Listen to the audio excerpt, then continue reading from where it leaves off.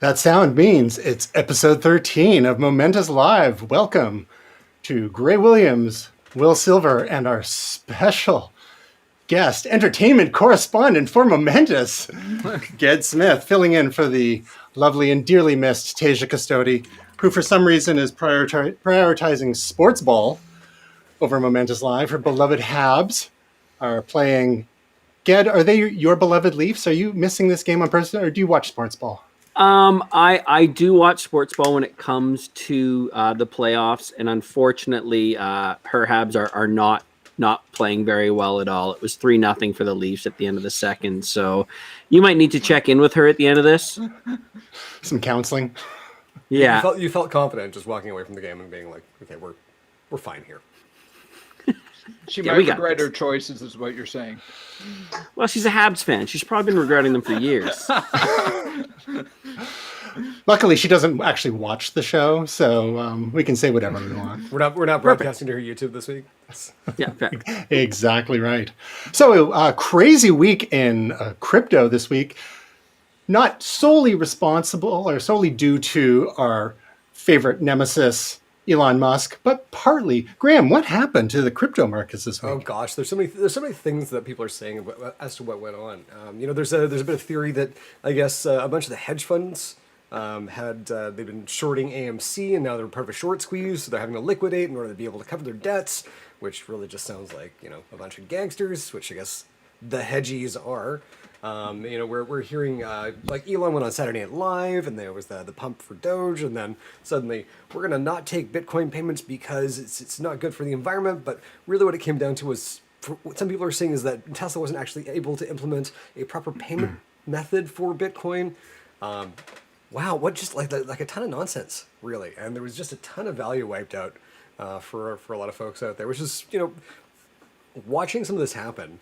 I know for myself, like I think I mentioned I'm invested in the Terra Luna ecosystem, which crashed from I think it was like $15 down to $3 something at one point, which it was a real stress test of some of the system there, and looking at this, there are people that were massively underwater. Right, there are some of these systems now that you can take out loans against collateral that you provided, and if you under collateralize your loan, it can be liquidated. And some of these folks were liquidated in an instant. It happened so quickly. So there's a lot going on, and like this is a little like looking at some of the financial crises that have happened over the last couple of years, and like what happened. Could be a lot of things right now. There's a lot of stuff going up in the air, and we're not even a week out. So being able to say what actually happened, tough to say. Well, with the ease of access to margin trading, you have people who are highly leveraged, from 5x, 10x, all the way up to 100x, so they can get liquidated so quickly, which causes rapid cascades and sell-offs throughout these various trading platforms. Now, again, a lot of people were pegging the news on Elon and with his initial comments about Tesla saying they're no longer going to accept Bitcoin after just a couple months ago saying they would accept Bitcoin. And of course, people were all excited about that. And he was citing the environmental concerns.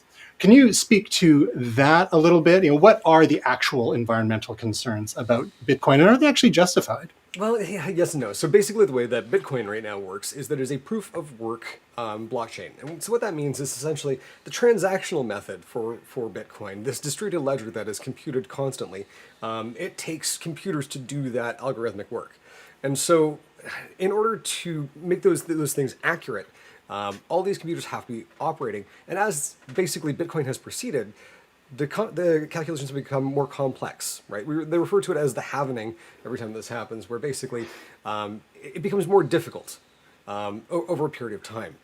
And so proof of work requires, again, high-power computing, and high-power computing requires electricity, and electricity requires that we are doing something to get that electricity.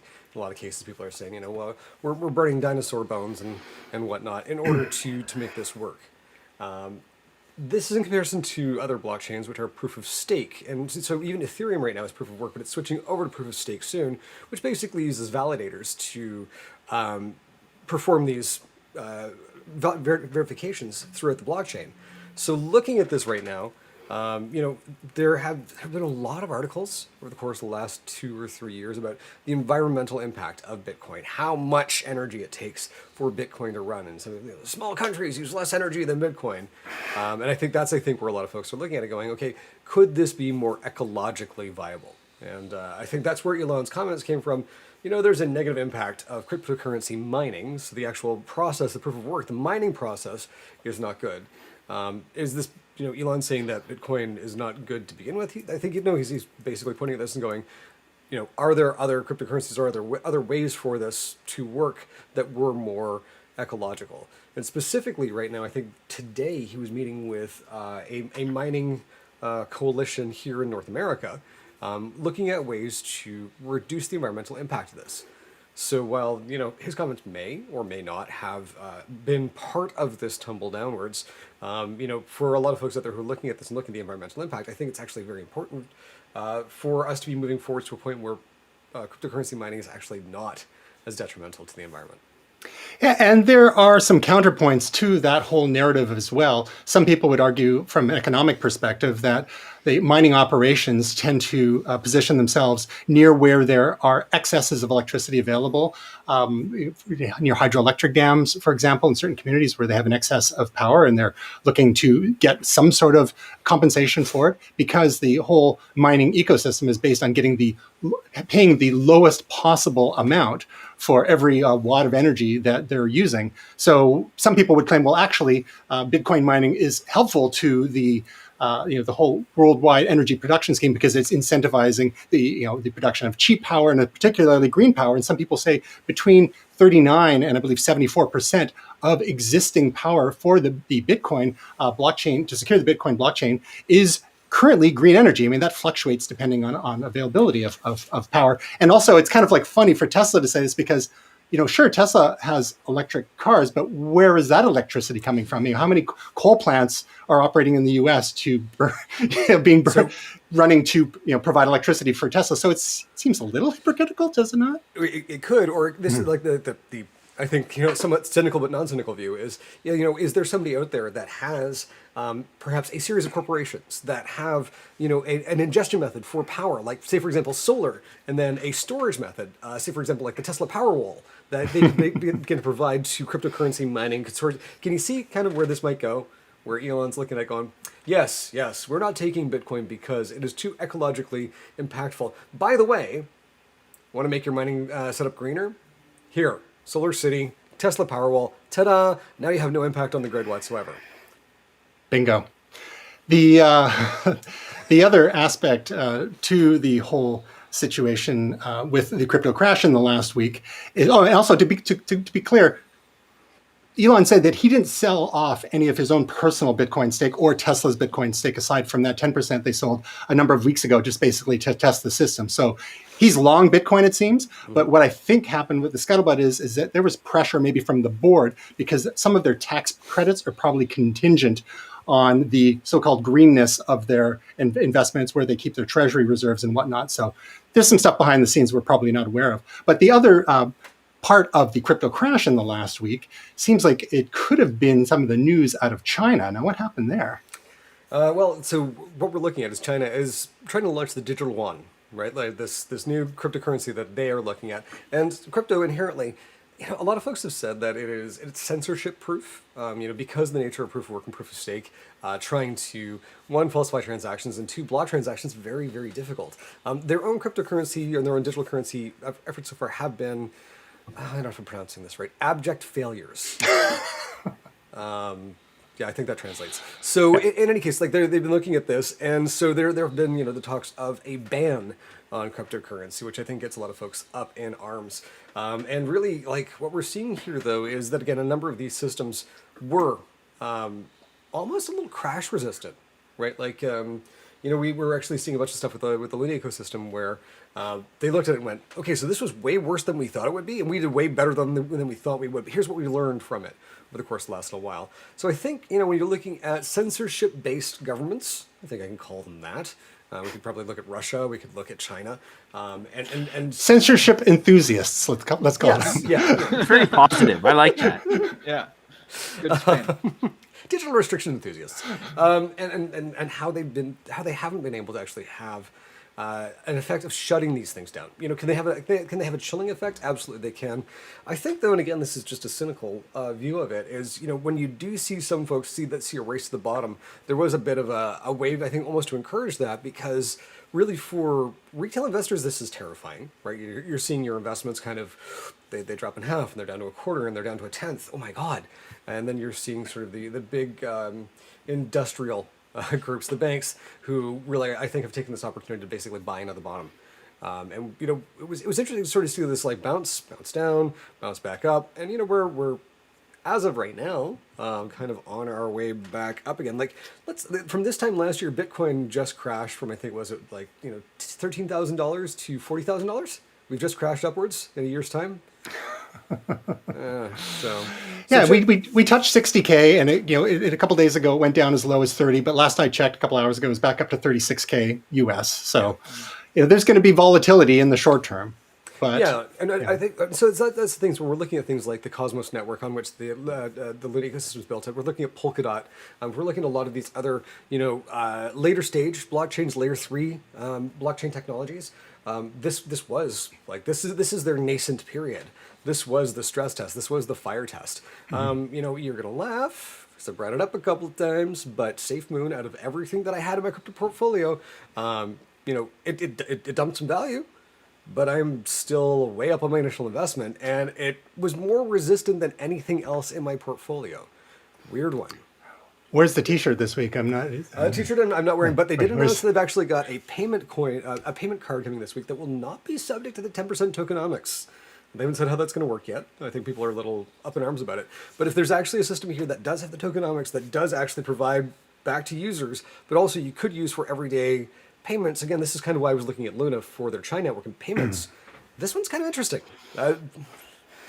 Before we lose all our mums who are watching with tokenomics bleep blorp, one of the other aspects of the China thing, Graham, that is the fact that they were supposedly going to be banning mining happening in China, and so that would push a lot of the mining operations outside to other parts of the world. What do you see as being the potential impact there? Oh, I honestly, I think it's just talk.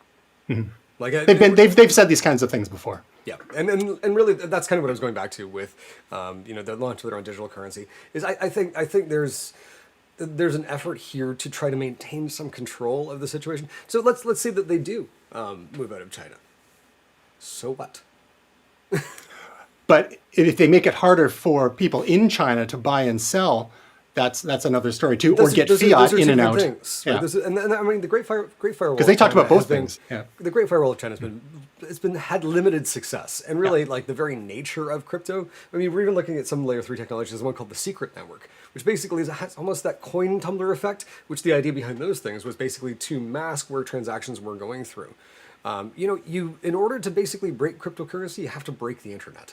And challenge accepted. Yeah, Russia's tried, China's tried, and they're just not good enough to be able to do it. Like every time they take one step, the people who are trying to beat them are 10 steps ahead. And this kind of goes down to the zero-day exploit thing, right? Which is, no matter how good your security is, the hackers are always going to beat you. And I don't think there's anybody in those governments who is good enough to beat the people who they're currently up against. So I'd say good luck, but I don't mean it. So just stay out of crypto, guys. You got to save more for Graham to buy out. So, in other news, speaking of electricity, Ford's new electric F-150, the F-150 Lightning, is designed to convince truck drivers they need an EV. And not only is Ged Smith the momentous official entertainment correspondent, but Ged, you are also in the automotive industry for years and years for a couple of different companies. Tell us a little bit about that and what your take on this story is. Yeah, for years, before I was at BMW Mini, I was actually at Ford, only I went under my alias, Ged Smythe. It's my yeah. Well, maybe if you invest in an E to my put at the end of greatest your friend name. in the entire world, Tristan Gerudius. Yeah, So, I worked. Seriously, I'll do and stick it at the end so we know how to pronounce it. Yeah, I worked for Ford for a few years, and it's interesting. I don't think you're going to capture your avid truck goer. I mean, if you think about what the demographic of a guy who loves a truck, who uses it is, their chances are of them being around something where they can power their vehicle in the middle of Algonquin is not super high. However, a couple of years ago, people in Canada, and specifically Ontario, it's like 42% truck. Like, it was crazy the amount of trucks that were being sold.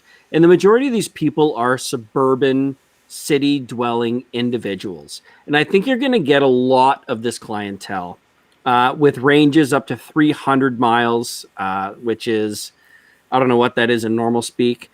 You're probably around 500 kilometers, the ability to tow 10,000 pounds. The greatest feature of this truck, however, is the front area is called a frunk, and it is insulated, so you could technically turn it into a cooler. Now, on that premise alone, this seems like a great idea. It even has a drain thing at the bottom. You can open up the bottom of your frunk, and you can drain the ice out when all of your non-alcoholic beverages have been consumed out of the front of your vehicle. I also think this is a very interesting step for Ford, because the two people that have run the truck world for the last 15, 20 years are Ford and Ram. Now, the last 3 years, Ford has lost to the Ram product for Truck of the Year. So while I think it's very interesting that Ford is really making a move to that electric platform, you have Ram sticking Hemi engines in station wagons. So I really think this is going to be your difference maker. You have these two trucks that have literally been battling it out for, God, literally 40, 50 years. And you've got Ford that's going to make the move to electric, and you've got Dodge that's trying to jam more cylinders under the hood of literally a Chrysler Pacifica. They have a Hellcat of a minivan this year that puts out a bajillion horsepower and it's ridiculous. Soccer moms will love it.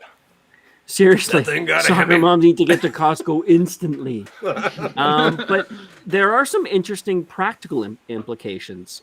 This truck has enough power on full charge to power your home as a generator for 3 days.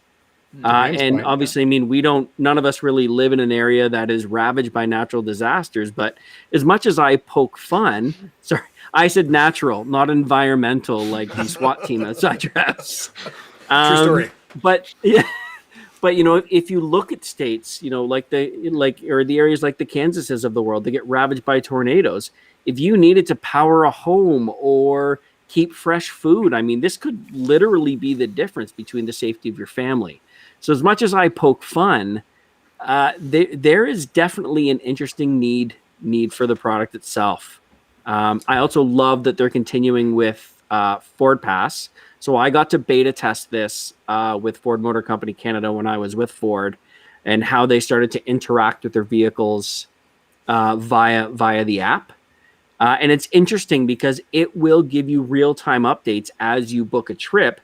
It will watch your consumption in real time, so that if you need to make a stop, if you need to charge, it will, and it will do it based on the amount of load you're carrying, what your consumption of electricity is. So there is a lot of cool stuff with it. Speaking of charging at will, what do you think of a truck like this that actually looks like a truck? Ford actually addressing the majority of the market that might want a truck that looks like a truck for, say, as low as $30K US versus the Cybertruck, if and when that ever comes out, for supposedly under 40K US. Would you like a truck that looks like a truck, or do you want something that looks like it's out of Blade Runner 2049? Yeah, this is a tough one for me. I've sort of said this before.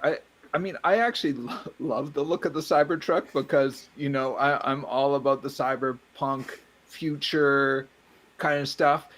But having said that, I think I've expressed to you guys in the past about electric cars, like particularly things like the BMW i5 and the i3. I always think that you're not really going to capture, a mass amount of people by creating something that looks like the Jetsons or something. It's just not realistic in some ways. I mean, I think you'll romance a few people, you'll catch some attention, but long term, it's just not practical. It's not what most of the general public is used to. And I think it's good to have options. I think it's nice to have this that actually looks like a real truck. So people that, aren't all on board, like probably most of us are for the Cybertruck. Or, I mean, I like the look, and I think Gray, you like the look. But you know, I think for the average, person who's like my family in Newfoundland, who swear by trucks, who use them for hunting and construction work and things like that, they're not going to want a Cybertruck. They're just not going to want that. So, so I think it's good to have options in the market, and I like, it's cool to have these futuristic ideas, but there's also a practical design, tried, trusted, and true, right? Graham, now yeah, you put... I don't want to call out Tesla here, but didn't they say they were going to build the Tesla Model 3 for $35,000? If you think there's any way on God's beautiful green earth you're going to buy a Tesla Cybertruck for anything less than six figures, there's absolutely no way. I mean, you got to hand it to Ford. They're at least going to hit this price point. If you want a decently equipped electric truck, which I very much plan on doing a review of as soon as they land, you're going to be able to spend $65,000 on it loaded. You're not going to be able to get a Cybertruck for under $120.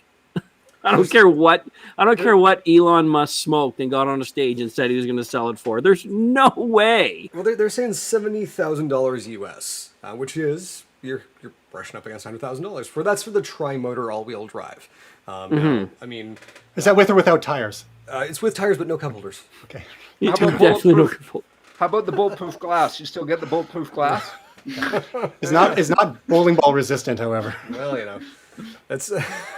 I mean, personally, I'm looking at this thing, and I think it's great. I mean, we've started looking at a truck of some sort. I actually have the deposit down on a Cybertruck, because why not? Of course, it was $100, wasn't it, for the deposit? It was. I pretty figured, low bar. Elon could probably use that money every once in a while, so I'm sure he's invested in Bitcoin, which is great. But you'd prefer it if he invested in something else like SafeMoon, I'm sure, though. I'm across all cryptos, so we're good here. The frunk is great. Like, I mean, Tesla did actually. They were the ones who originally brought the frunk to. Well, I shouldn't say that. Actually, that's not right. Volkswagen Beetle. The Volkswagen Beetle had a frunk back in the day, but in electric vehicles. And so, like, looking at this, something that could be insulated, that can run your house. Like, this is actually the promise of all of our electric vehicles. And looking at this, it's great. Like, this is exactly what we want to see, because I think a lot of folks out there, for whom, for whatever reason, electric vehicles became a political statement. That they were against the coal rollers. For one, there was when I lived in New West, there was one fella who, for whatever reason, worked and lived in BC but had Alberta plates. I think it was probably cheaper insurance, possibly. But he was a coal roller, right? Like, he had the big pipes up top, and then just had detuned his engine to the point where he was burning more gas than he needed to, and was way to own the libs. I felt quite. I'll show you. Felt quite owned. I actually pulled up next to him at one point. Hope your kid doesn't have asthma. I pulled up next to him at one point at the gas station. I think it was almost like 3 times the price of what I was paying. Like, I feel really owned right now. Well done. So you filled up and took a nap. He was still going. Just wake me when you're done. Right. And so, like looking at this, whether it's Middle Canada, Middle America, the F-150 is an incredibly popular model. And huge. So it's best-selling vehicle in North America, isn't it? Yeah. Has been off and on for 20 years. Yeah. And it's interesting, actually, because we do see, like, a lot of North American vehicles actually will be shipped around the world as they kind of reach acceptable North American end of life, which is usually like 3 years after release. What is wrong with you people? But they do find their way around the world, which does mean that we could see the proliferation of vehicles like this over the course of time as they move out to other parts of the planet. So this is, I think, a net good thing. I love the look of it. Will I take one for a test drive? Absolutely, I will. Good on you, Ford. Good on you. Well, speaking of international markets, I believe one of the great controversies in the UK right now is if they're going to refer to the frunk as a fruit or a fronnet.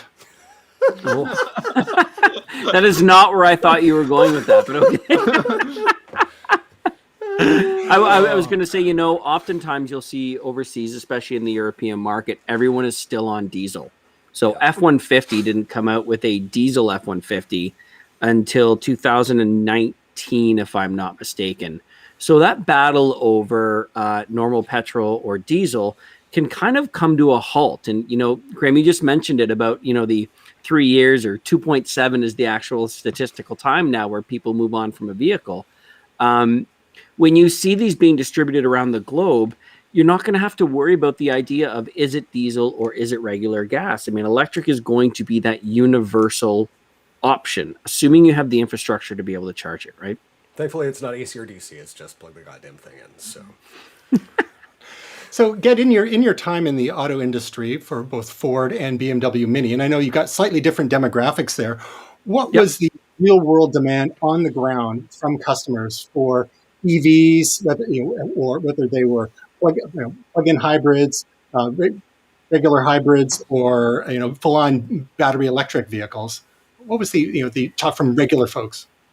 Well, it was interesting because they were two very different demographics. I mean, in the BMW Mini world, there was a very growing number of people that felt like it was a good idea. They didn't know why it was a good idea, but they felt like it was a good idea. And the dealership I was at didn't become EV certified until January 1, 2019, when BMW mandated that all dealerships will be EV certified because of the new stuff coming, like the iX, which will be the all-wheel drive, fully electric. It'll be slightly smaller than a BMW X3.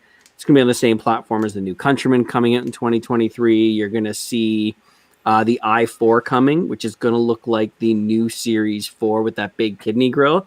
And it's rumored to have 450 kilometers of full electric range. So you're seeing it broaden out.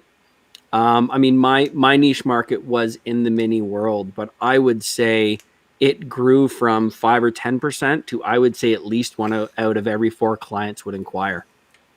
And inquire seriously. We had clients that had deposits on vehicles that were literally in inception. That were just coming. I don't think BMW is going to be satisfied until the entire car is basically a kidney grill at this point. I mean, they're just getting to ridiculous proportions. I'm not sure what's going on. They are getting large. I must admit, I don't mind them. It's like the old saying goes: half the population complains that nothing ever changes, and then the other half of the population complains because you changed it and now it looks ugly. I mean, I think it looks good. I love the lineup that's coming out. The Mini world is going to have a fully electric option in every single vehicle by 2026. Not to say they won't offer a gas option, but you will have an option in both Mini and, if I'm not mistaken, BMW by 2026. So you want to buy a 5 Series electric? No problem. You want to buy an M5 at 600 horsepower? Get at it. You're going to be able to choose, right? Well, we've got a Mini owner here in the form of Gray, but Will, you've been a BMW driver for a number of years. What's your appetite for an electric Beamer? I think I'm really keen on electric. I mean, I would like my next car to be electric. I love BMW because I love the engineering. We also have a Volkswagen. My wife has a Volkswagen. We love that too. Few more issues with the Volkswagen, but the BMW has never had any issues, and it's about 14 years old at this point. That's the key. One of the older ones. It's never had any major issues with it, so I've been pretty fortunate in that regard. But yeah, no, I'm keen. I really want an electric car. I'm not so much a Tesla person, I have to admit. I mean, I love the Cybertruck, but the other models don't really excite me that much. And I guess it's also my bias when I say I want it. I like to see cars that look like cars. And I love that Ford partly because it is a Ford F-150, but it feels a little different. They have changed some things. It's not a straight Ford 150. So I love that sort of aspect of going to it, not sort of like, let's reinvent a car like we never knew what they looked like before, and it sort of looks like some sort of futuristic projectile or something. Come on, now, let's look at we saw the DeLorean come out. There was like the Fiero. Like we've seen these wedge-shaped cars before. So good. Mm-hmm. Yeah. Like why that F-150? That F-150 goes 0 to 60 in 4.5 seconds. You better secure that Costco load. No joke. Put it 4.5 seconds. Oh my God. Having said that, I was just watching a Jay Leno's Garage on a Lamborghini or Countach, and I was just like, oh man, I used to love those cars when I was a kid, and they did look like space vehicles, like something like Mork from Ork came in on that, or something like that. So He came in on an egg. Let's be clear. Yes, More, I know, he was I about know. the very organic shapes. Yes. But yeah, I think it's a you know, everyone's welcome to their opinion. I would like a BMW that looks more like a BMW than, say, you know, an i3. I love the i5. I love the i3. The i5, I wouldn't drive one of those myself, but that's just my personal opinion. I'd like it to look more like a 3 Series or a 5 Series. So hang on, let's just so we're clear. The i3 is the little one that looks pretty different. Is the i5 out yet? Because we actually got to drive an i8 at CES a few years ago, and that was a hybrid. And that was you crammed in the back seat with Graham in the front. That was a lot of fun. Sorry, I meant the isn't- i8. I like the i8, but yeah, not, the i8's killer. not the i3. Get, have you heard if is there an i5 on the horizon? Oh no, I think they're going to go even numbers. So you're going to have an i4, and then they're either going to jump. They're looking at either jumping from to 5 Series or maybe all the way to 8 in a Grand Touring. But Gotcha. So I guess because of they North want to- America, they're going to. Yeah. Sorry, I was going to say because of North America, they're going to focus on a lot of SUVs. So you're going to see the iX. You're going to see a larger SUV. The Mini counterpart's going to come out in a full electric. They've also purchased the name for Traveler, which they kind of left in the 70s. They've repurchased the rights to that name, so you're going to see an all-electric, no motor option available in a Mini for 2024, which will be like the old Countryman. And Graham and I can talk about old Minis here. So like that 2013, 2014 Countryman that was that smaller R60 chassis, you're going to see that as well. I guess the side benefit of sticking with the even numbers for the future i models is that they won't end up with in conflict with the Intel's line of core processors. Right? That's right. I'll take about the same amount of energy to run those, so it's fine. i5, i7. What are you talking about? Oh, i8. Oh, that's fine. That's as Intel is left in the dust by Apple Silicon and others, but they're trying. Yeah. So if you go a little too fast and drive a little recklessly, you could end up permanently disabling yourself, and no one wants that. But if you do end up with some disabilities, Apple's got your back because they've just previewed a whole bunch of powerful new software updates designed for people with disabilities, whether they're born with them or wow, that's the transition of 21. My goodness. Well done, sir. You could probably start your Ford F-150 with that watch if you double clench. Well, I'm trying to unclench right now because of that segue. Wow. It's funny you joke, but I think BMW is one of the first partners for the Apple. Is it the phone or the watch that you'll be able to start your car with? We talked about that. The watch. We did that too, didn't we? In CES 2015, I seem to remember with Gray, we were like using a watch or a phone to call an i3 from its parking spot. Yeah, it was the Samsung Gear Watch, I believe. Yeah. Oh, okay. And the i3 just drove up to come and get you. Now, Michael Keaton was doing that back in 1989 with the Batmobile, so let's not get too far ahead of ourselves. Right. So these new technologies include assistive touch for the Apple Watch, which looks remarkable. I mean, we see some of the, you think of some movies where people are able to control devices by moving the digits on their hand. So instead of needing another hand to actually use the digital crown or depress the screen, now, in future versions of watchOS, you'll be able to control what's going on your watch with different gestures of the same hand that the watch is on. It's pretty cool stuff when you look at it. So in addition to the watch technologies, they're adding eye tracking support for iPad, more image support for VoiceOver in their Apple's operating systems, such as iOS, and then more hearing aid support. So the Apple's MFI program, which is for official partners to make accessories for various Apple devices. There's going to be a series of made for iPhone hearing aids, which is pretty wild as well. Graham, any thoughts on some of this? You've had some exposure and some experience with the world of the deaf, for example, and some of us here may have had other exposure with people with disabilities. What are your thoughts on Apple's developments here? These are fantastic, and so what I would let's actually, because I want to put a pin in something. I want to put a pin in the actual future use for this. Okay. We're gonna put a pin in that. We'll get our impressions here.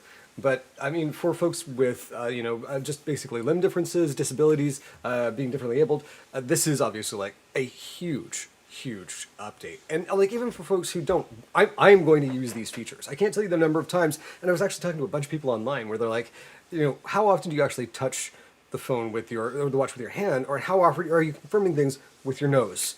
Because you've got stuff in your hands and you're literally sitting there going, and then you answer a call with your face.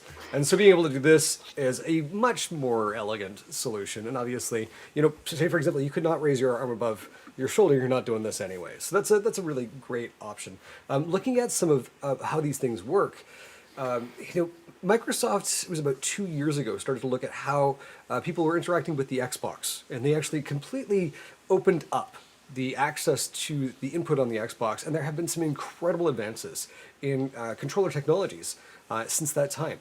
And they've made that available now. I think Nintendo's leveraging it as well. So looking at accessibility from an interactive standpoint, I couldn't be happier with what they've done here.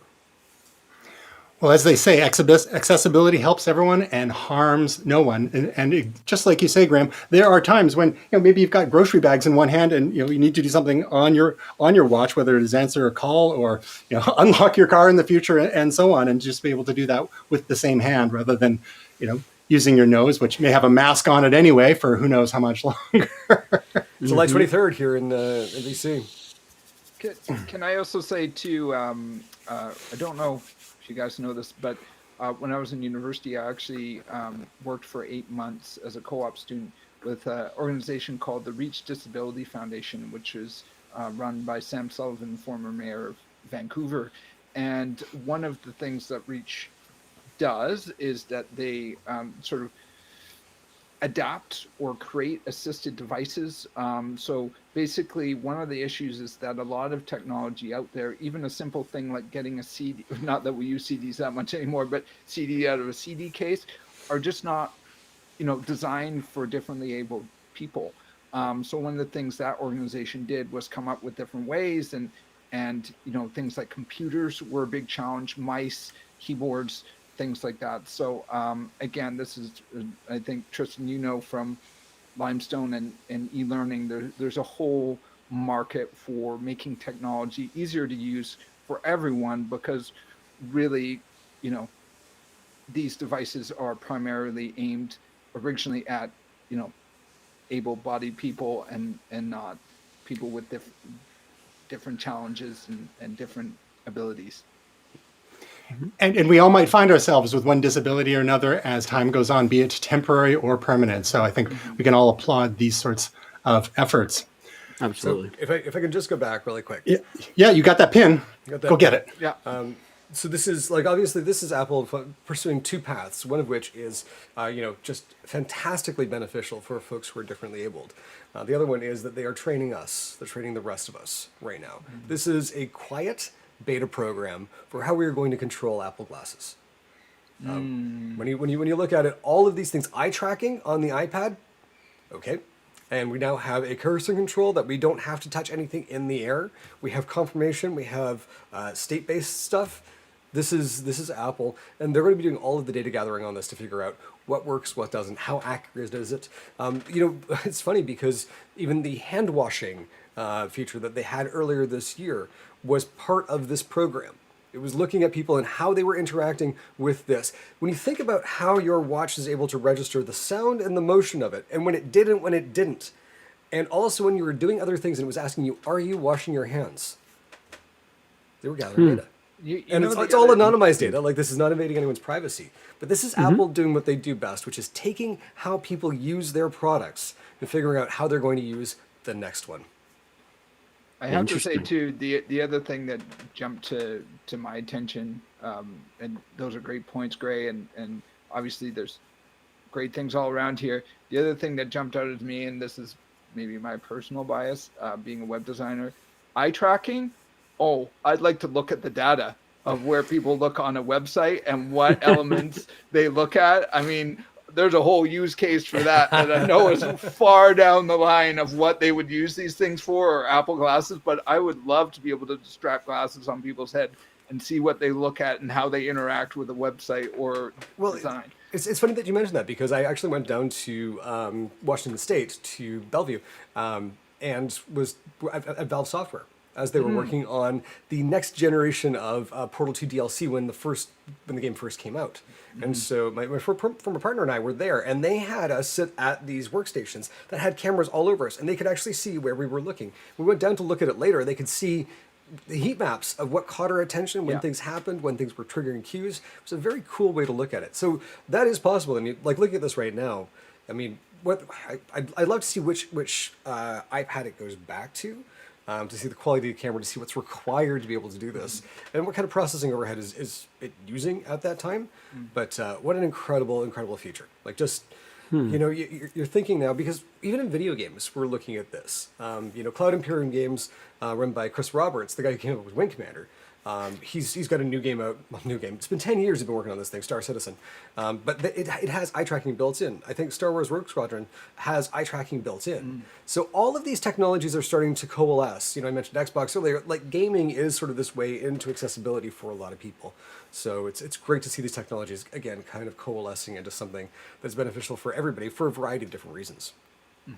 Well said. I'm still waiting for the Wing Commander movie sequel, by the way. Mark Hamill for life.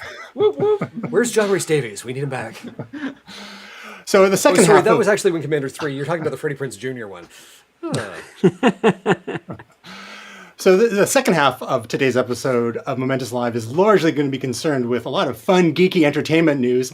But before we get into the fun stuff, get that would be a good idea to bring the room down a notch with a terrible story about the latest Zack Snyder Netflix movie called Army of the Dead, and what changes were made to get that onto the small screen.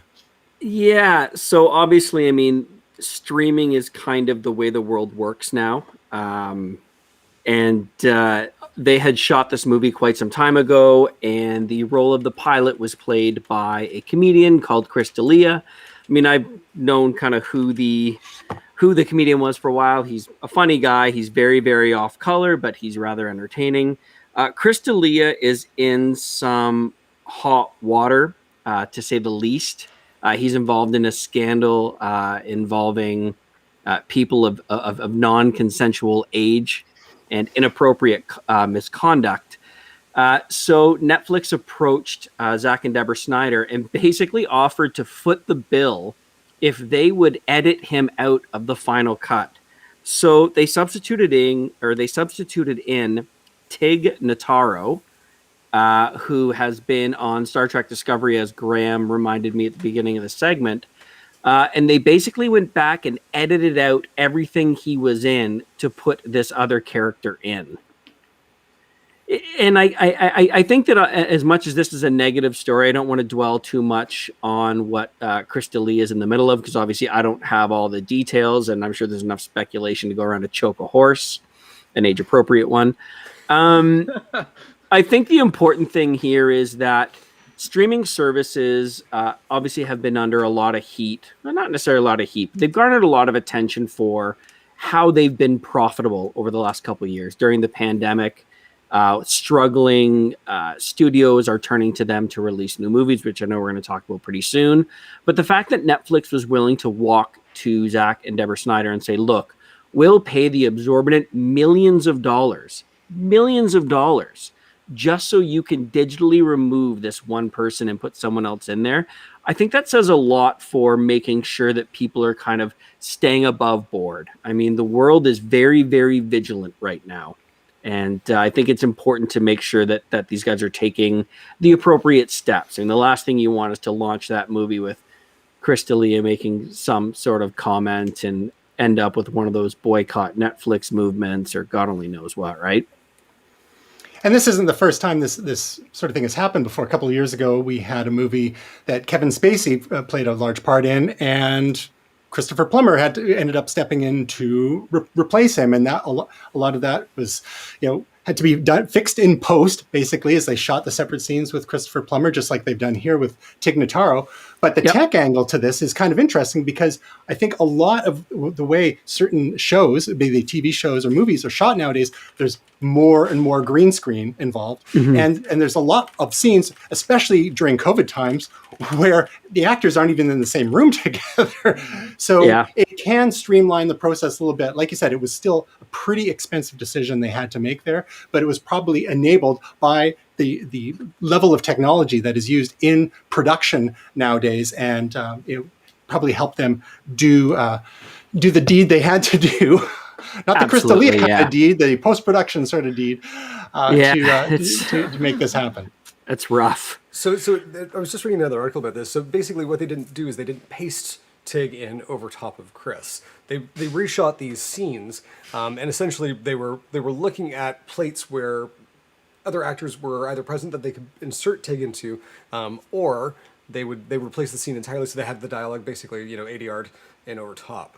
So it was, Snyder said, I had to do this incredible technical experiment recreating every scene shot for shot. And so they did the work of taking Chris completely out of the movie and basically gave Tig the space in those moments. Not mapping it over, but basically almost clearing it out by a plate or, again, by a reshoot. Really cool, very slick stuff. Well, they don't look the same, so Tig and Chris, they couldn't really just just Photoshop, like those Christmas cards you can get where you put people's faces on and they sing a song. Yep. Couldn't really do that with Tig over Crystalia. I don't think it would fit. Like having seen Tig's work, I'm just thinking that they traded up here because Tig's a badass. So D'Elia's on the end part of his career. No one-liners. I mean, he was funny about 12 years ago. Yeah. The thing too is you gotta give kudos to editors as well, because I mean we also saw a little bit of this in Falcon and Winter Soldier where it's sort of semi-confirmed, if that's a thing that you can say, semi-confirmed. Why not? That there was a whole thing that was a whole storyline that was removed from that, and one of the things that the editors did were because they do pick up shots over the shoulder, other angles. So they actually edited that in and then just did the voiceover over top. And that was the way of deleting that whole storyline, was to do these sort of voiceovers with secondary shots. So, I think there's another example of just, editing and digital technology just teaming up. I found a secondary article here that actually goes into more detail.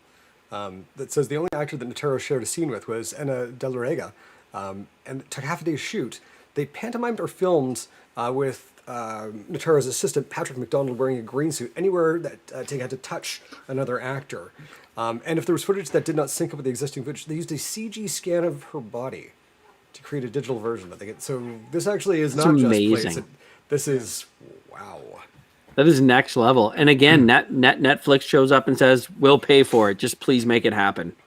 Do you know the other one that popped into mind? I know this was a billion years ago. It makes me feel old, but remember The Crow, when Brandon Lee passed away and they actually digitally put it in his face in a bunch of shots. So great reference. Great reference. Without getting into the nitty gritty of the principles of doing this, basically disappearing someone on allegations as opposed to full-on due process. One could say there's the whole where there's smoke, there's fire. What I really want to know is are they going to go back and cast a new lead in Leonard Part 6? That's out in the world. It's done. Or who knows? Or the legacy of the Jell-O Pudding Pops commercial canon. Canon. Lowercase c. Sometimes the past has to be left behind. Just leave it. Yeah, so it's like no one's talking about rebooting old Jell-O commercials. Leave the past behind, kill it if you have to? Kylo Ren? Yeah. There we go. Yeah. Speaking of questionable sexual exploits, why the James Bond franchise complicates Amazon's talks to acquire MGM. So Amazon, in looking to bolster its efforts with Prime Video and Amazon Studios, is rumored to be willing to pay up to $9 billion for MGM, the good portion of which that value is the James Bond franchise itself, estimated to be worth $5 to $6 billion there. Ged, you're Mr. Fabulous Flix. What's going? Why is this trickier than it might seem? Can't Amazon just buy MGM and then therefore get the rights to the James Bond canon Well, and do what they no. want, make TV shows and everything? No, they really can't, because of a vegetable that you never wanted to eat as a kid named broccoli. But before that, I mean, Amazon's been trying to buy their way into entertainment for a long time. I remember not too long ago writing an article on how they were looking at buying up AMC for $5 billion. As the pandemic hit, they reinvested a ton of money in capital and assets, and the world shut down. So Bezos was looking at cutting a check. And Graham, I remember you and I talking about that would be chump change to buy them out of debt. I mean, they've been trying to get into the space for a long time. The issue with MGM, obviously, is that the Broccoli family has the final say in anything that happens with James Bond. Now, when you're dealing with people at Amazon, there's obviously some pretty strong individuals there, and then you have this family. And I'm not even sure. I don't know if anyone else has some insights as to how involved in this franchise they really are. But there's a son and a half sister that literally have to sign off on everything. Now, there's a good and bad with this. I mean, obviously, I'm sure all of us here are James Bond fans. We all have our favorites, and we all have ones that we don't love. But ever since Dr. No, this family has approved everything that got released. And I can't think of a single James Bond I have not enjoyed watching. There's some I didn't love, but there are some, like, everyone is great. Oh, come on. Leave Quantum of Solace alone. But I mean, the fact of the matter is that there's two ways to look at this. They've done a good job hanging on to these rights, but at the same time, there's no way that Bezos and Amazon are going to sit by and let someone else give it the thumbs up. So no, it's a very complicated, sticky situation. I mean, do we really know why Jeff wants this, don't we? So he can play James Bond? Oh, even better. There you go. Wow. Now, Apple actually tried to buy the release for the new one, No Time to Die. They offered $600 million for the release just to have the rights in Apple TV Plus. And it went kind of all the way down the chain. Everyone gave it the thumbs up. But the heirs to the broccoli fortune, God, I could say that like 20 times. It's just funny. His and her broccoli gave it the no, because their big thing is they will not allow these movies to be launched on anything other than a theater. And I have a caveat that I want to tangent off at the end of this conversation. So remind me, as Graham would say, I'll pin it and come back to it. What are your thoughts on that they just won't allow a streaming service to launch it? Well, this is a really difficult thing too. Thanks, Gray. Is that the family were the ones who bought the rights and produced it from way back.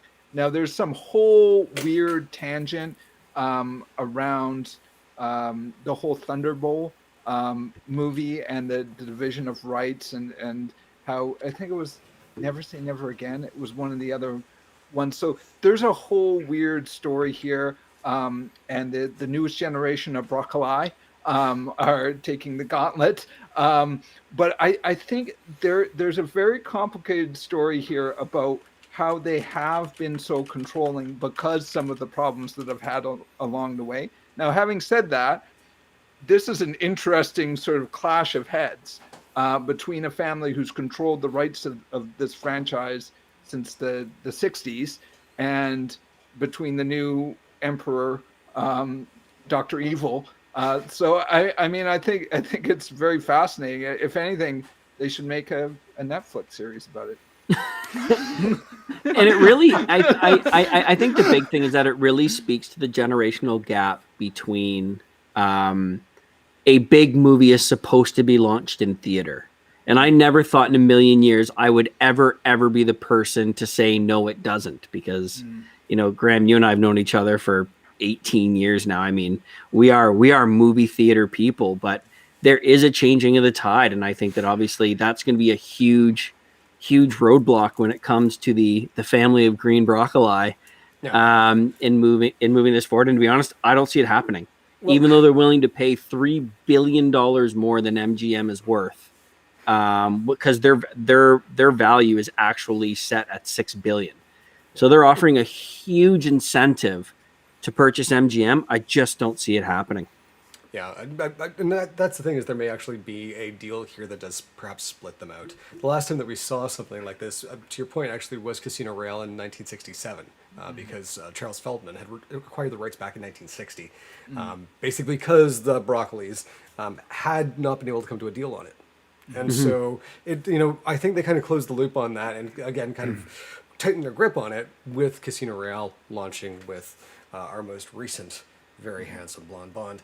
But looking at this right now, it's a bit of a tragedy, right? Like this is like the consolidation of rights, not through the author, but through a production company.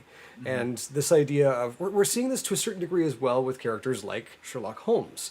We saw Enola Holmes come out on Netflix, and there was this moment here where Sherlock showing emotion was actually deemed to be still under copyright, because he wasn't very much of an emotional character until the later books, but in the beginning books he was very stoic. And so when you take a look at Superman's performance as Sherlock Holmes, it's really going down the Witcher hole here, but that was actually considered to be not copyright at this point. So the tragedy here is, like these franchises age, right? And as people who love entertainment, we love to see these things go on and be something fantastic. And it does feel like sometimes they do begin to stagnate. So I'm looking at the Bond franchise right now, and even Daniel Craig is looking at it going, I think they had to almost drag him kicking and screaming back in.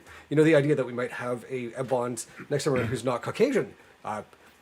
It's at least it's something interesting and something different, and you might have a fantastic actor like Idris Elba who's not going to do it. Somebody else probably will, but it's changing it up a little bit. The thing that I look at is, and this is kind of where we've seen other series go, which is we don't get the opportunity to see things like the Netflix Moneypenny series, where we focus on the world of James Bond from somebody else's point of view. Henchman. It's a one-shot episode, 10 minutes long, and it's really tragic. Wrong place, wrong time. I think there's Right? also something interesting too in the fact that there's a whole story about how particularly the daughter, I forget her name in particular, one of the Broccoli,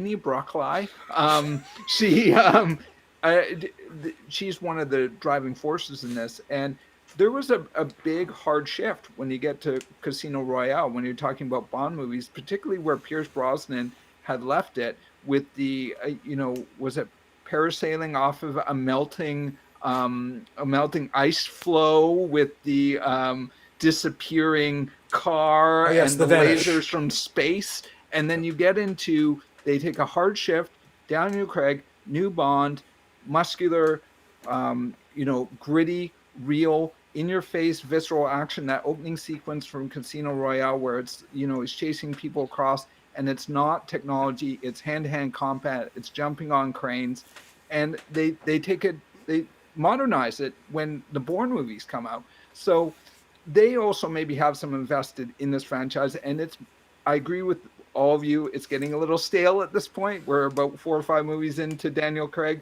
We could use some freshening up, some zhuzhing up.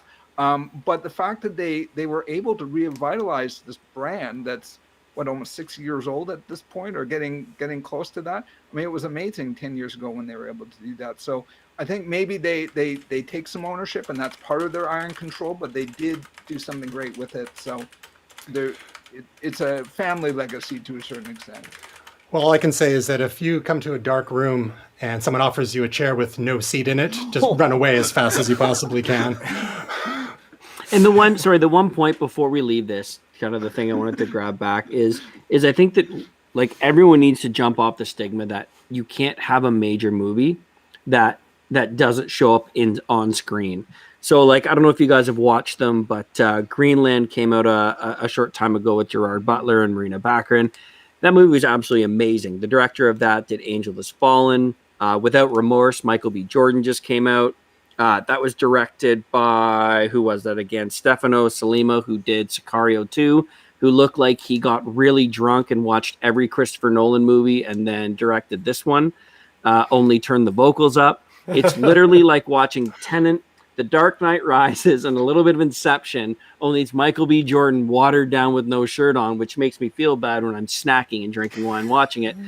But the point of the story is like these are amazing, large budget, incredible movies that are coming out on streaming services known as Amazon Prime. And I don't know about you guys, Honestly, but I'm blown away by the quality of the stuff coming. Even the simultaneous release ones. Like I paid $30 to watch Godzilla and King Kong. So did I. Happy to.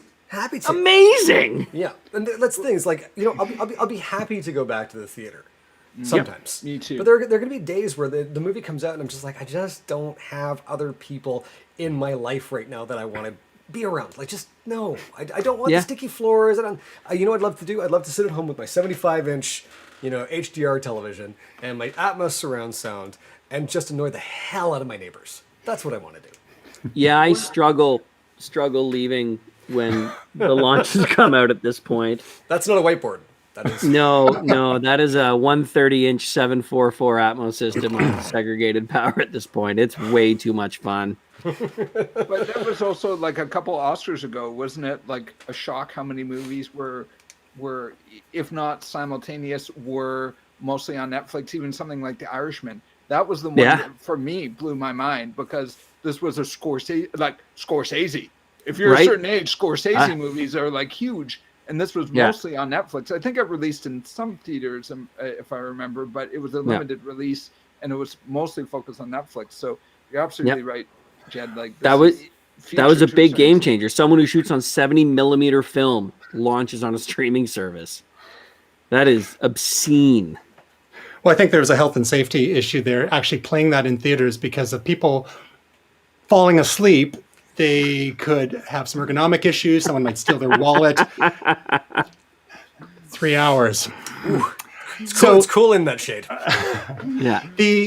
Just to beat this Bond issue to death a little bit more, there's another angle to this, and one is that would MGM, I mean, they're obviously, if they want to sell, if their board of directors like, we need to sell this, and the Broccolinis are making it difficult, I mean, I don't know if there could be some potential litigation there, or could we potentially see a split, sort of a variant of what we ended up with the Star Trek franchise, where we had the movie rights in Paramount and the TV rights stuck with CBS. Does this seem within the realm of possibility? Buying MGM without Bond, I'm trying to think of an analogy, but it's just useless.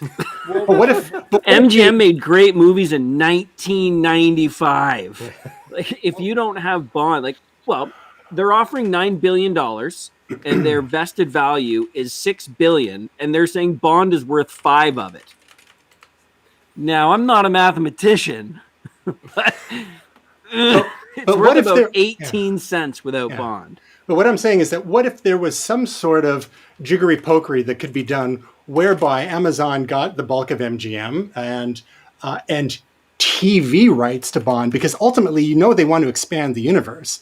But the Broccoli family held on to movie rights because it seems like they're in love with the legacy of cinema, as evidenced by the fact that they want movies to premiere on the big screen. So, I mean, just putting that out there as a little thought experiment. I'm not sure if anyone's thought that through. That could be an interesting take where you have this bifurcation of the Bond universe, and then they can, the Broccoli family can say, well, we still got our wishes in some sense, but Amazon, and MGM kind of got what they want. So who knows? Just putting it out there.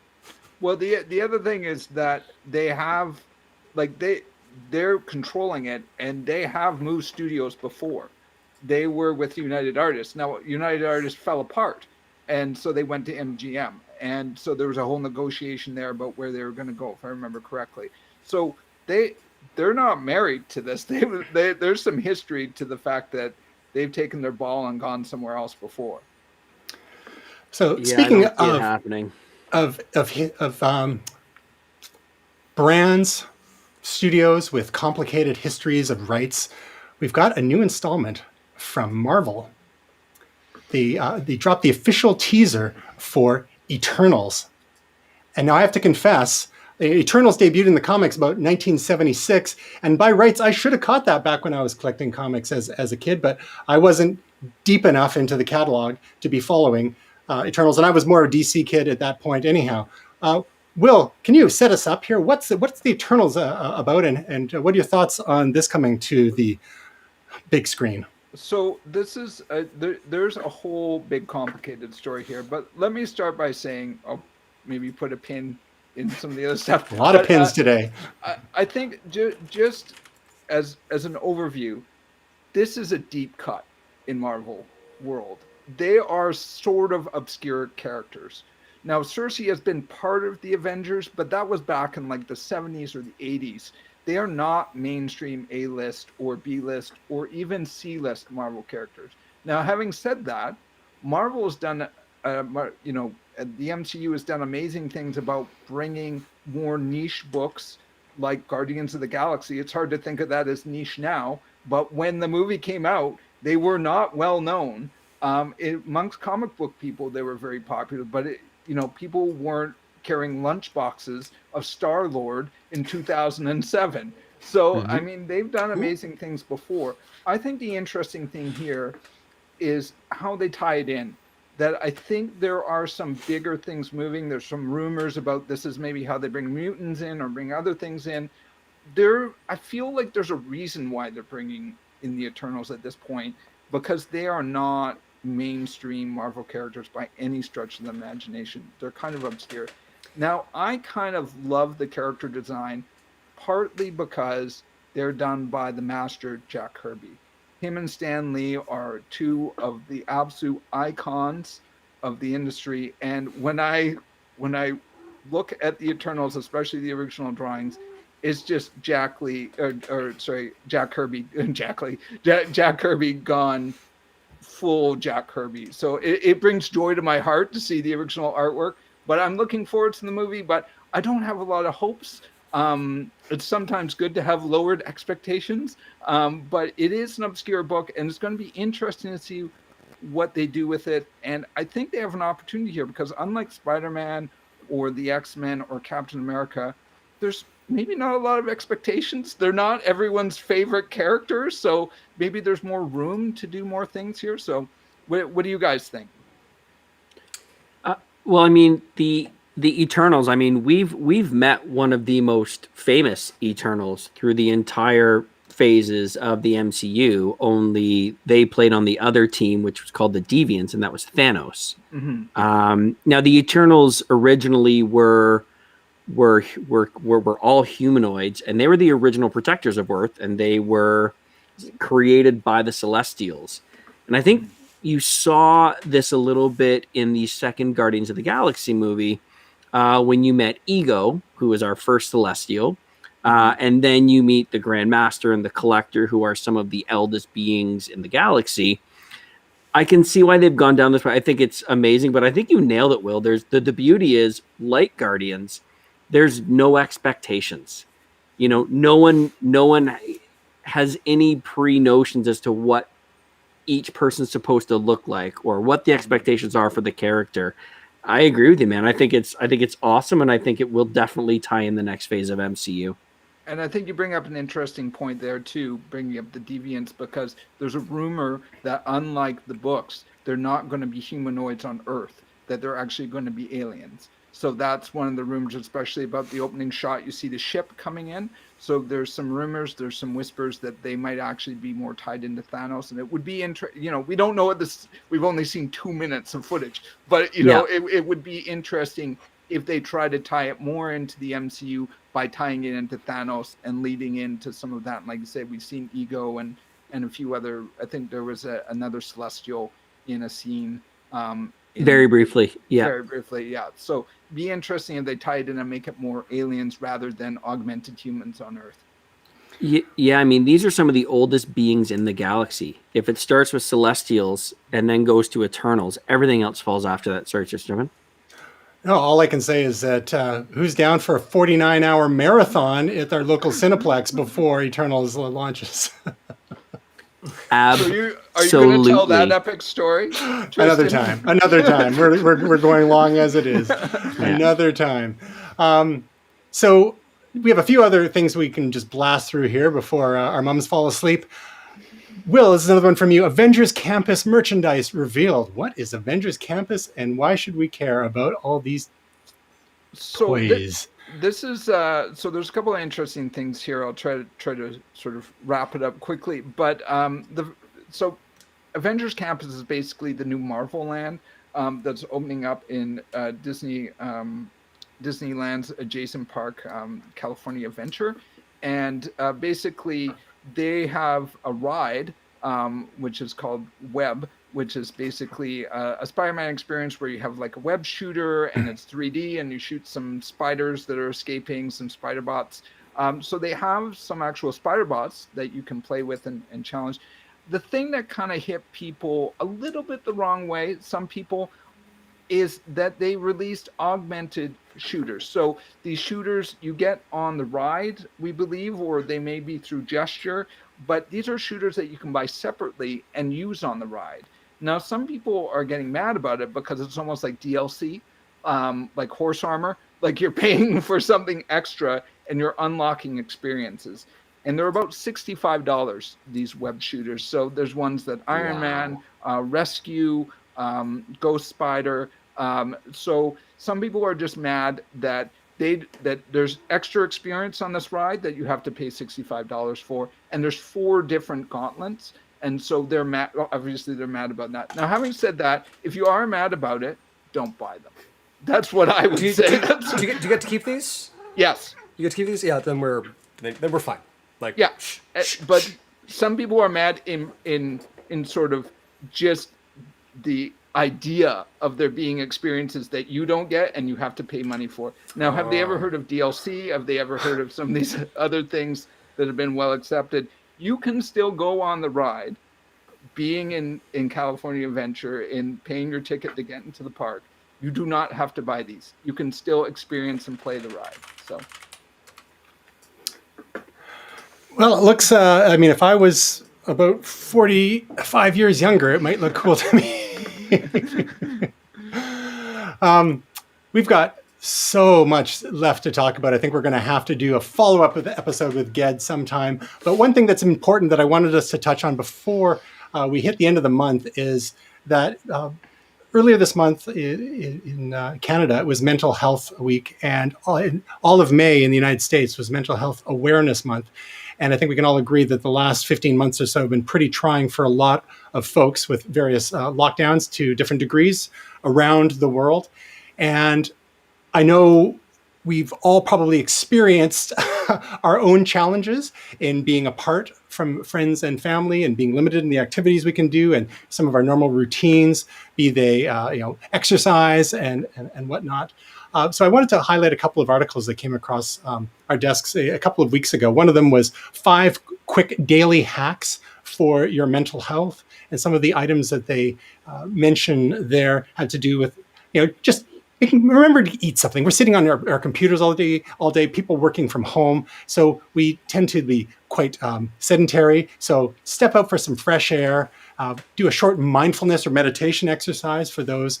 If there are lots of apps that can help you with that. If you're new to mindfulness or meditation, some people have a prayer tradition that they can tap into as well. Again, remembering to eat, hydrate is important too. A healthy brain helps with mental health as well. So you got, your brain likes lots of water. Scheduling time for distractions and short breaks, making sure that some people go by the Pomodoro method. Every 20, 25 minutes, they have an alarm go and they get up from their desk and move around. Other things that maybe not mentioned in this article, including just going outside and then staring into the sky, focusing on something that is a long ways away rather than right in front of you. So there's some physiological benefits to these, as well as the mental health side. And then, of course, short exercises that you can do during the day as well. And then there's another article that someone suggests actually getting rid of all the social media apps off of their phone once in a while, just totally deleting them and only adding them back as necessary to help you unwind, to help you detox from the dopamine hits that scrolling social media provides. You're looking for that little hit of excitement every once in a while and just clearing your mind. Now, the three of you, let's starting with Ged here. What have you done to, of these tips or other things have you done to try and keep your sanity during these unusual times over the last year and a bit? The one thing I did would probably be slightly unpopular. I actually turned off all alerts on my phone.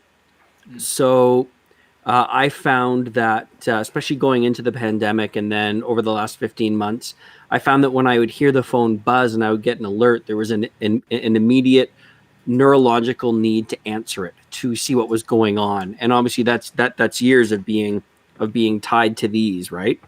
So whether someone calls me, text messages me, sends me a Facebook message, my phone will not light up. There is only one app I carry on my phone that will have an alert or a notification sent. So if someone calls me and I don't pick up, it could be beside me and I don't answer it. And that what explains a lot that, about the last day talking to you. Okay, I don't feel so bad anymore. Yeah, and one thing I found is that my anxiety has dropped significantly. Like 20 years ago, 25 years ago, you couldn't get a hold of someone like that. There's no way that whatever you believe in intended for us to be on everybody else's beck and call. So I turned off all my notifications and alerts. And when I check my phone, I get back to people. And I'm no less productive. I'm exponentially more happy and I'm way more at ease. Makes a lot of sense. Just that whole stress and anxiety that some people feel when there's notification. Again, depending on someone's temperament as well. Sometimes people feel like when they get a notification or a text message that they automatically assume it's going to be bad news. And can you imagine what it's like? I lived in the car world for 10 years. Yeah. Like nothing will give you anxiety more than being in the car world when your phone buzzes. It's another recall. Oh my God. How about you, Graham? Video games, straight up, Destiny 2. This weekend, I went on and I beat the re-release of the Vault of Glass raid, which was actually released back in 2014. And by which I actually received the right to purchase a Vault of Glass collectible ring. That is the way that I unwind, and after I'm done here, I'm going to go do that. Is that why you're not playing Outriders with me? I don't even know that there are other video games other than Destiny 2. There is Destiny 2, fair. There is only Destiny 2, there will only ever be Destiny 2. Fair. How about you, I love you dearly. I got 7 years invested here. All right, I guess I'm turning that on tonight then. Will, how have you been managing? Well, it has been a tough year for me personally. I know it's been tough for all of us, and I've struggled from time to time. A couple of the things that I try to do is I go for a walk in the morning before I do anything. So I have my coffee, I have some kitty time. Cat sits on my lap, I drink a coffee, then I go for a walk. Then I start whatever work that I'm going to do that day. I go for a walk at lunch. And then, depending on what's going on in my schedule, I actually book off half an hour during the day. It's usually a consistent time where I actually do some DJ scratching, some DJ practice, just for half an hour as a break. So for me, that helps keep my mental health. But to be honest, it took a long time for me to get that pattern down, to put those things in my life. And it does help. It's not the ultimate solution, but it's certainly a big step. Good stuff. I think pursuing hobbies has really helped a lot of folks over these times. So rediscovering past interests or discovering new ones and pouring some of one's free time into that, especially with the lack of social interactions some of us have been suffering over the last little while.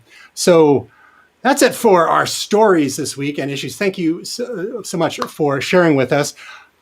Ged, you are the proprietor of a wonderful YouTube channel that's been going for a while now. Can you tell us all about Fabulous Flix? Fabulous Flix started actually at the beginning of the first pandemic. During the first lockdown. I think we're still in the same pandemic. I'm not even sure what day it is. And it was, a lot of my friends who are my age have kids that are like 10, 12, 15 years old. And we were all very fortunate to grow up in a time of some incredible movies. So from the very late 70s through the early kind of late 90s, early 2000s. And I started Fabulous Flix as a way to help my friends remember these amazing movies and share them with their kids. So for the most part, they started pretty low key. I was literally sitting in this position. I had no equipment, just like a wired mic, and I wrote write-ups on Facebook and posted them on YouTube, and it was good because it allowed me to reconnect with people I hadn't spoken to in 20 years and And the feedback was really positive because they'd be like, oh my God, I totally forgot about The Princess Bride. Or I totally forgot about, Top Gun, or forgot about all these other ones, or Romeo and Juliet. And it was a great way to reconnect. And then it evolved a little bit, and I started there's a playlist on there called The Walk Around Guelph. And that started because I found that during the second lockdown, people started getting very toxic on the internet. And rather than, especially towards our local politicians. I mean, I'm okay with people disagreeing with what people are about in terms of their platform. But, attacking a guy and his family who happens to be the mayor or a business owner for something and going after them personally, I found that the world just got super toxic. So I launched this series called The Walk Around Guelph, where I sit with business owners and local politicians. I actually have our MPP on in a couple days, and I'll have our mayor on probably next week, to really shed a shining positive light on them as people. So what life is like at their house, what they've been doing with their kids. The premise of it is, what are 3 things they're watching over the pandemic and then over the next 30 days. And then at the end, I ask them, if you wanted someone to understand more about you, what would you tell them to watch? But it's really just about shining that light on people. Also, I've noticed that there's a lot of people in our community that are doing some very, very cool things with charity. So allowing them to shine a light on that, like talking to a lady who owns a secondhand clothing store about Tampon Tuesday was a very humbling but very, very cool conversation to have, right? To remove that stigma. So that's Fabulous Flix. It was born out of this pandemic. And I know it's been a while. I know I'm about to get that shot. I know it's been a while since I posted anything because I've been doing a bit of a different passion project with golf course not too far from here, doing a lot of member engagement videos. I was fortunate to pick up some skill set in the last year or so on video production and digital storytelling, and I've been taking that skill set to help out some of the people around me. Well, that's fantastic. So to hold people over until such point as a new Fabulous Flix episode drops, can you just give us a quick rundown on the last episode, which I believe was about 4 weeks ago? The Happy Madison. Yeah, and why we need them right now. So I can't share this story because I'm probably not allowed to, but I actually housed one of my closest friends after they tested positive for COVID. He had a 7-month pregnant wife and 2 kids under 4. So my wife and I decided that we were going to put him down here in our basement. He had a real rough time of it down here. So we'd leave him food at the top of the stairs. There's a bathroom down here. And, after he was non-contagious, we were talking about just how crappy things were. And we're like, what's the most nauseously positive thing we can think of as movies? And it was Happy Madison. So we went on this tear of like The Longest Yard, Big Daddy, 50 First Dates, Happy Gilmore. I mean, the list goes on. And what I love about it is it's so positive. It's always got a happy ending. And yeah, it's cheesy. And it's the same group of guys doing different stuff. But you can't finish a movie like Big Daddy and not smile ear to ear. And I'll be honest, man, we need cheesy happy right now. We need nauseously over the top. There's no way that would happen in real life. Because let's be honest, man, looking outside sucks. Going on Facebook, you might as well find a rubber knife. Like it's not pleasant. So we need that shot of I can't help but laugh. Yeah. So turn on some Happy Madison. Netflix has them all. So for the uninitiated, you want to just explain what Happy Madison is and who the mastermind is behind it. So Happy Madison is the brainchild of Adam Sandler. It started after his Billy Madison and Happy Gilmore movies did very well. And he basically gets his crew of hooligans, Rob Schneider, Kevin James, like they're all in these movies together. And they're a production studio that do silly romantic comedies. And they've done everything from, Blended to The Wedding Singer to Grown Ups 1 and 2, which are extremely funny. And they're just the same. Yeah, they're just the same group of silly guys. And apparently on set with them is just it's just hilarious. So that's who Happy Madison is. It's the brainchild of Adam Sandler, and it's just nauseously happy all the time. And that Netflix exclusive deal continues to pay dividends in terms of the number of movies that they've been cranking out over the last couple of years as well. Yeah, and I encourage everyone on this to to go back and watch a couple of movies you haven't watched in 10, 15 years. Stuff you loved when you were 20, like cheesy crap. You'd be amazed at how happy it makes you temporarily. I think Wedding Singer is definitely due for another rewatch as well. It's for Billy Idol alone in the end. Julia Gulia? So, Will, you've got a new thing that's happening this week. Tell us, what's AFTN? Yeah, so AFTN, it's a podcast that I'm occasionally on. It stands for Away from the Numbers. It's a sports ball podcast, particularly the European football variety. Focuses mostly on the Whitecaps, CPL, which is the Canadian Premier League, and Canadian national team. This week, I'm going to be on an episode that's trivia.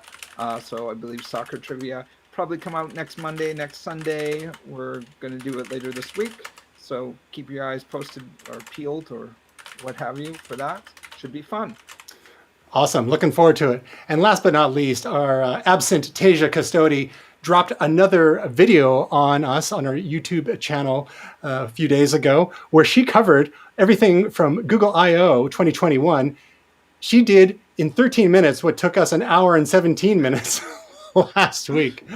So if you don't have time to watch the tremendous episode of Momentous Live, where we covered all the Google I/O announcements, Tasia has a quick recap in 13 minutes, which is a good watch as well. And otherwise, that's it. Thank you, Gray Williams, Will Silver, and the fabulous Flix, fabulous Ged Smythe. Thank you so much for having me, guys. Really hope I can jump on again with you. It was wonderful to have you. And we'll see the rest of you next week.